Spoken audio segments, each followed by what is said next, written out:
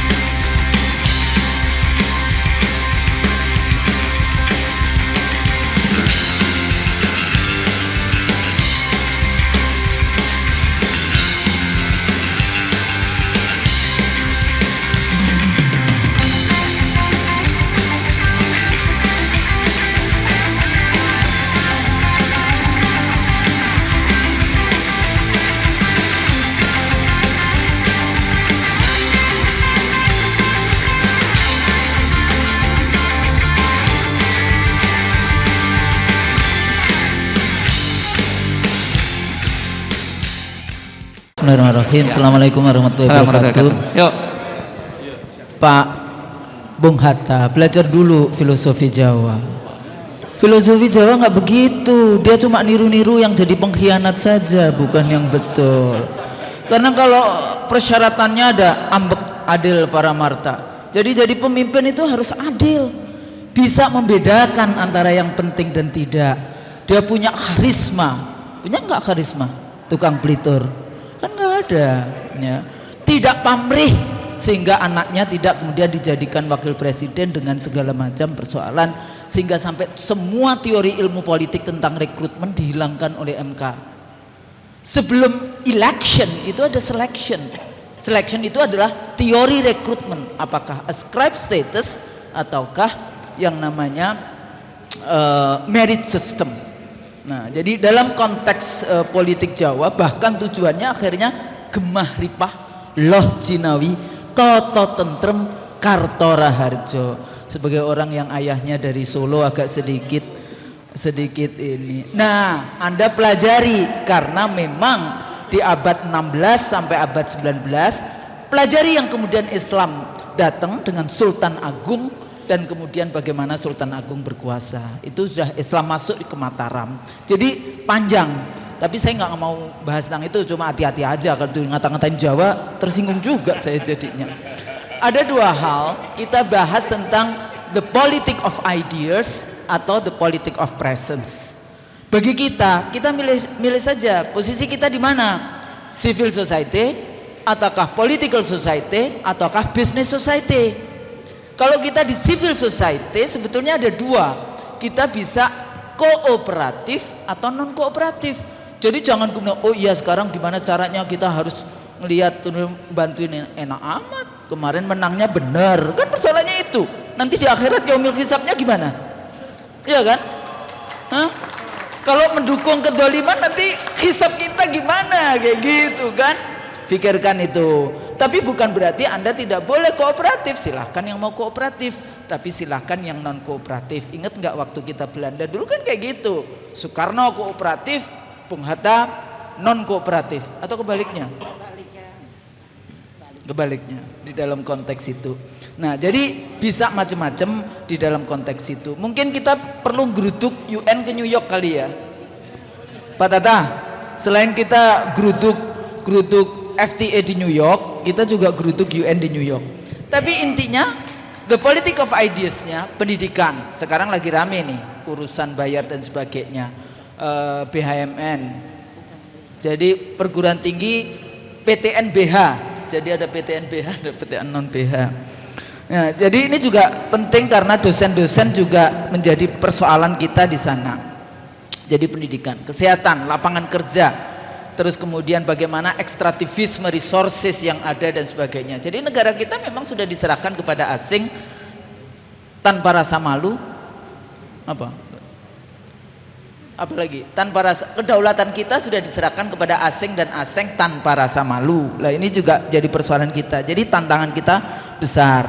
What next dan sebagainya. Salah satunya ternyata saya mau kutip Ibnu Khaldun yang sekarang lagi viral di ini. Di antara tanda sebuah negara akan hancur adalah semakin besar dan beragam jenis pajak yang dipukut oleh rakyatnya. Ingat juga. Jadi Pancasila kita, sila pertamanya ketuhanan yang Maha Esa, bukan keuangan yang Maha Kuasa. Saya pikir itu penting. Terima kasih.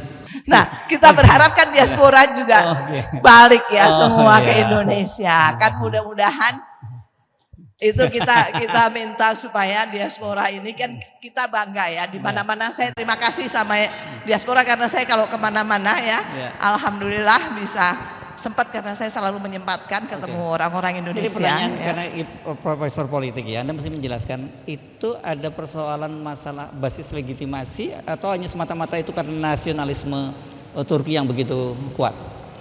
Jadi dibangkitkan rasa nasionalisme oleh pemimpin. Ya, jadi di sana saya tanya, coba saya yakin banyak yang sudah ke Kapadokia ya. Coba tanya di Kapadokia. Nggak ada, itu bukan punya orang Turki, hotel-hotel di Kapadokia. Bukan punya orang Turki. Bukan punya orang Turki. Bukan. Tapi tidak boleh ada yang mengelola sendiri. Jadi kalau mau investasi di Turki itu hanya boleh maksimal 6 orang, bawa 6 orang. Selebihnya harus orang Turki. Nah, pemimpin yang membuat nasionalisme itu bangkit. Ya. Kemudian kemarin waktu saya jadi foreign observer di Turki, saya kebetulan ada dari Inggris, dari mana-mana. Pokoknya Erdogan ini gempurannya dari Barat itu luar biasa ya, luar biasa itu buat saya. Bagaimana beliau bisa mengatasi ini? Karena tekanannya luar biasa. Tapi kemudian saya baru lihat ya, sekali dalam hidup saya pernah mengalami di Amerika ya, election ya, pemilu di sana, pemilu di Jepang, pemilu di mana-mana saya merasakan. Tapi tidak ada yang saya rasakan seperti di Turki. Saya jadi foreign observer. Kemudian di Istanbul ya, kemudian Erdogan itu mau nyoblos di daerahnya dia. Itu manusia ribuan di situ. Bawa anak, bawa segala macam. Saya bilang ngapain orang-orang ini? Nunggu Erdogan nyoblos. Mirip Pak Jokowi ya di mall-mall hari-hari ini saya kira ya. Mirip berarti Erdogan sama Pak Jokowi. Oke, silakan. Kemudian, untuk yang disambut di mall ya, saya kira sama. Oke. Tapi ini pemilu kan ya, pemandangan ini. Kemudian saya lihat berjubel manusia. Kemudian saya lihat pas pampresnya itu kan ada yang bawa anak, ada yang segala macam. Pas pampresnya itu ngapain? Ternyata pas pampresnya itu bawa mainan. Ada bawa boneka, ada bawa mobil-mobilan, dikasih kepada dilempar atau dikasih satu-satu, terus disapa ya. Luar biasa kan. Jadi pas pampres itu disayang.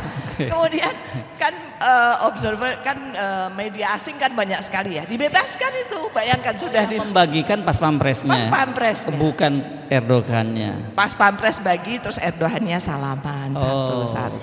Kan nggak ada yang dilempar. Bansos pernah nggak ibu ketemu di depan istana gitu di sana bagi bansos pernah? Nggak ada. Jadi Erdogan tidak menyentuh ke sana ya. Kemudian yang lucu lagi kan media asing CNN, CNBC semua ya. Itu ibu-ibu itu kan pada semua itu teriak-teriak Recep Tayyip Erdogan. Aduh sampai kemudian ditanyain sama media CNBC ini, CNN. Dia tanya, kamu kesini kan dibayar sama Erdogan, gitu. Jadi namanya provokator ya. Kamu datang ke sini kan dibayar sama Erdogan. Terus ibu ini bilang apa? Marah sekali dibilang gitu. Kamu tahu nggak? Siapa bilang kita dibayar dari Erdogan? Erdogan ini is a gift from Allah to us. Bayangkan, itu membuat saya nangis. Teman saya dari Inggris bilang gini, kamu itu observer. It's a gift. Saya nangis keluar air mata. Dia bilang kamu nggak boleh take a side. Saya bilang kamu itu otak kamu karena kamu sudah take a side, kamu udah nggak suka. Jadi kamu pikir saya ini perempuan. Kalau saya nangis itu naluri. Saya bilang karena saya nggak pernah dengar kata-kata presiden is a gift from Allah to us. Jadi mudah-mudahan kita akan dapat yang seperti itu. Ya karena kita tahu yang di sini semua ini semangat untuk Indonesia yang sama-sama kita cintai, Mas Herso. Ya, terima kasih. Satu pertanyaan terakhir. Dengan performan Erdogan seperti itu, approval ratingnya tinggi mana sama Pak Jokowi? Serius ini pertanyaannya kok pada ketawa.